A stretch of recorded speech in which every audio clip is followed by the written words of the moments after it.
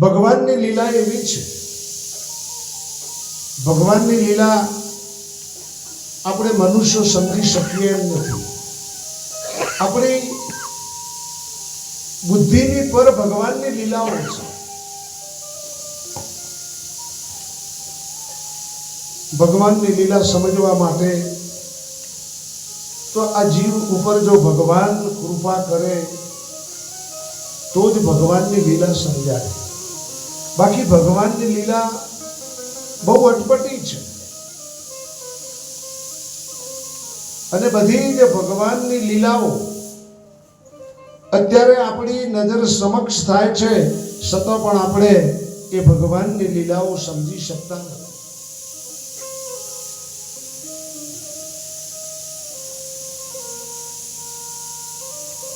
અર્જુન સદૈવ ભગવાનની જોડે રહેવા વાળો વ્યક્તિ. અર્જુનના રથના સારથી ભગવાન કૃષ્ણ પરમાત્મા હતા. છતાં પણ અર્જુન પણ ભગવાનની લીલા સમજી શક્યો નથી.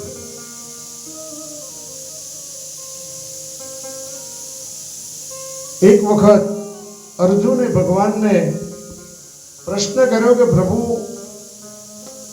આ તમારી લીલા મારે જોવી છે. ભગવાન કહે છે કે અર્જુન, સમય આવશે એટલે હું તને લીલા બતાવીશ. થોડા સમય પછી ભગવાન અર્જુનને કહે છે કે ચાલ, સાધુનું રૂપ ધારણ કરી અને આપણે નગરમાં જવું છે અને નગરના લોકોને નિહાળવા છે. સાધુનું રૂપ ધારણ કરી અર્જુન અને ભગવાન નગર જોવા માટે નીકળ્યા છે. એક ધનાઢ્ય સંપત્તિવાન શેઠના દ્વારે આવી અને ભગવાને દરવાજો ખખડાવ્યો કે સાધુ છીએ, 3 દિવસના ઉપવાસી છીએ, ભોજન કરવું છે.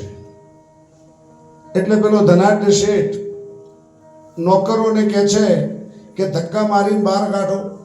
આ બધું એમના માટે ભેગું કર્યું છે, બહાર કાઢો. નોકરો આયા, ભગવાનને ધક્કા મારીને બહાર કાઢ્યા. ભગવાન કહે છે કે જ્યાં મારો આશીર્વાદ છે, તારે આ જે સંપત્તિ છે ને એનાથી 10 ગણી વધારે થશે. એટલે અર્જુન વિચારવા લાગ્યો કે ધક્કા માર્યા, અપમાન કર્યું, તોય આશીર્વાદ આલ્યો. અર્જુન કશું બોલ્યો નહીં. ત્યાંથી આગળ નગરમાં ફરતા ફરતા નગરના ગોંદરે આવ્યા છે. ત્યાં એક ઝૂંપડું છે. એ ઝૂંપડાનો દરવાજો ભગવાને ખખડાવ્યો. અંદરથી અવાજ આવ્યો કે કોણ? એટલે કે સાધુ છીએ, 3 દિવસના ઉપવાસી, ભૂખ્યા છીએ, કઈ ગાધું નથી, ખાવું છે. એટલે અંદરથી દરવાજો ખોલ્યો. એક વૃદ્ધ ડોશી ભગવાનને આવકારો આપ્યો, અંદર બેસાડ્યા, હાથ જોડી અને કહેવા લાગી કે મારા ઘરમાં અન્ન જેવો દાણો નથી, પણ મારી જોડે એક ગાય છે. એ ગાયને હું દોઈ લઉં અને જે દૂધ આપે એમાંથી આપણે 3 અને ચોથો ગાયનો વાસડો 4 જણા સરખા ભાગે દૂધ પી લઈએ. ડોશીએ ગાય દોઈ, 4 ભાગ કર્યા. ભગવાને દૂધ પીધું, અર્જુને પીધું, વાસડાને આપ્યું, ડોશીએ પીધું. ભગવાન કે માજી હવે અમે રજા લઈએ. કે ના રોકાઈ જાઓ, સંધ્યા સમય થયો છે ને ક્યાં જશો?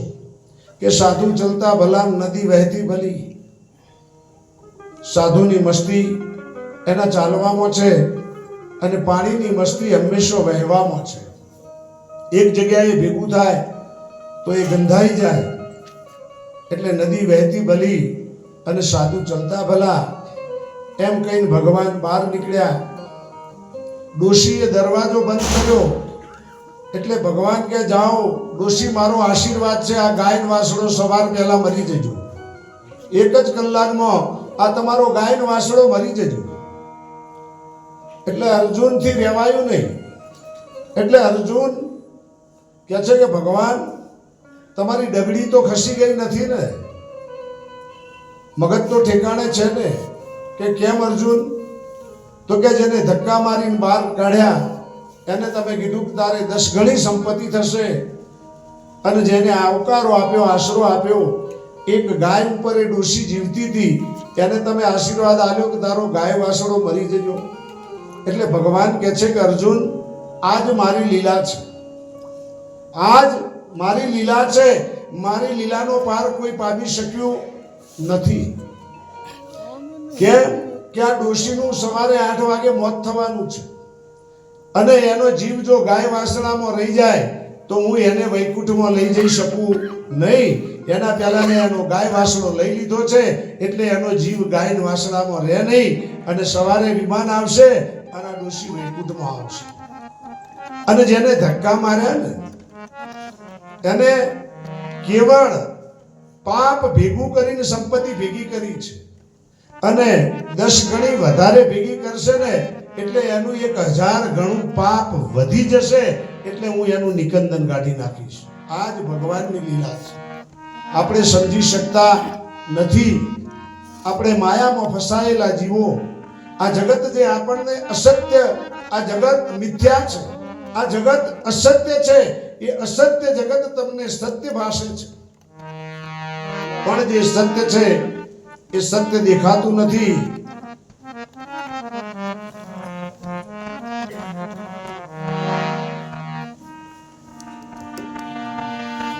चाय पिया है कि नहीं पिया उसने सुबह में?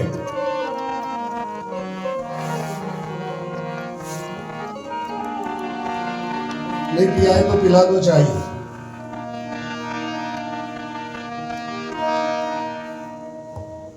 तुम भी नींद में हो, मैं भी नींद में हूं, कथा कैसे चलेगी?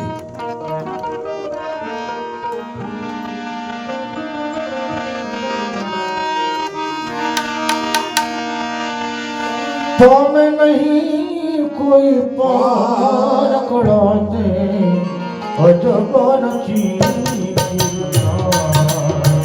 कड़ाते अजगर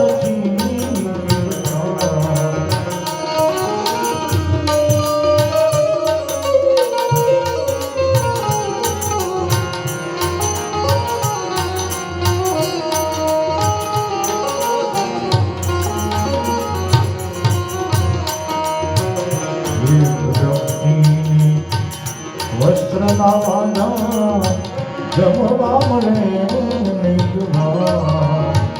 जीवने जमवा मळे